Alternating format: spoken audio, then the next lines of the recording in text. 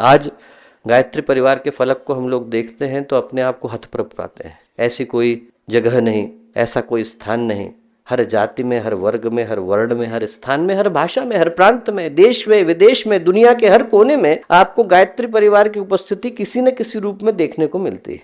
शायद ही ऐसा कोई संगठन हो जो हर भाषा के अंदर, हर वर्ग के अंदर, दुनिया के हर कोने के अंदर लगभग एक ही तरह की उपस्थिति को अपनी दृष्टि से प्राप्त कर पाता हो। आज जब हम लोग करोड़ों लोगों में फैले हुए गायत्री परिवार को देखते हैं तो लगता है कि एक अद्भुत चमत्कारिक घटना घटी है। पर यदि पलट करके देखें तो जब इस भवन की पहली ईंट रखी जा रही थी तब वहां पर 4 ही लोग विद्यमान थे। पूज्य गुरुदेव थे, उनकी पूजा की कोठरी थी, अखंड दीपक थे और दादा गुरु विद्यमान थे। 4 लोगों के द्वारा जो यात्रा शुरू हुई उसने देखते देखते इस मत्स्य अवतार का रूप धारण कर लिया।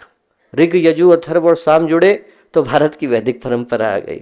4 धाम जुड़े तो भारत की तीर्थ परंपरा आ गई।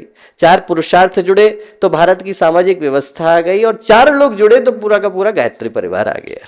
ये जो गायत्री परिवार है वो 4 लोगों के द्वारा लगाई गई पहली ईंट से निकल करके आया। और आज जब हम उस दृष्टि से पूज्य गुरुदेव का, वंदनीय माता जी का, उनके जीवन का समग्र मूल्यांकन करके देखते हैं, कोई बैठे और ये सोच करके देखे, कभी सुबह आप ध्यान से उठे और गुरुदेव के जीवन को निहारें तो आप पाएंगे कि ऐसा लगता है कि गुरुदेव का जीवन एक विशाल वट वृक्ष की तरह से है। इधर जमीन के अंदर जड़ें इतनी गहरी चली गई हैं कि संभवतः पाताल को छूती हो, और ऊपर गुरुदेव उठे हैं तो इतना ऊपर उठ गए हैं कि स्वर्ग को भी अपने आगोश में ले लिया है। हर जगह पर गुरुदेव के जीवन के, उनके व्यक्तित्व के इतने फलक, इतने आयाम, इतने पहलू, इतना सारा देखने को मिलता है कि लगता है कि एक व्यक्ति ने नहीं, हजारों व्यक्तियों ने उस जीवन को जिया है। आप औरों के विषय में बताएं तो आपको ये बताना पड़ता है कि उनने क्या किया, वो क्या है। गुरुदेव के विषय में बोले तो ये बताना पड़ता है कि वो क्या नहीं है, क्योंकि गुरुदेव हर कुछ है। साधक भी है, तपस्वी भी है, सिद्ध भी है, सुधारक भी है। गुरुदेव शिष्य भी है, गुरु भी है। गुरुदेव भविष्य दृष्टा भी है, युग दृष्टा भी है। गुरुदेव ने ऐसा कोई काम ही नहीं है जो नहीं किया हो।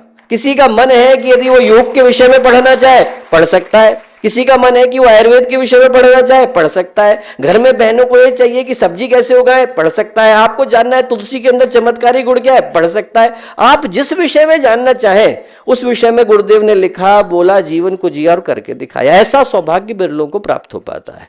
हम लोग यदि गुरुदेव के जीवन को निहारें दोस्तों, उसकी समीक्षा करें, उसका मूल्यांकन करें तो अपने आप को सौभाग्यशाली पाते हैं कि इतनी महान परंपरा के साथ, इतने महान व्यक्तित्व के साथ जुड़ पाने का सौभाग्य हम लोगों को मिला। गुरुदेव के जीवन के अंदर नारी जागरण भी है, गुरुदेव के जीवन के अंदर यज्ञ और गायत्री को घर घर पहुंचाने का भाव भी है, गुरुदेव के जीवन के अंदर अपरिमित लेखन भी है और गुरुदेव के जीवन के अंदर युग परिवर्तन का उद्घोष भी है।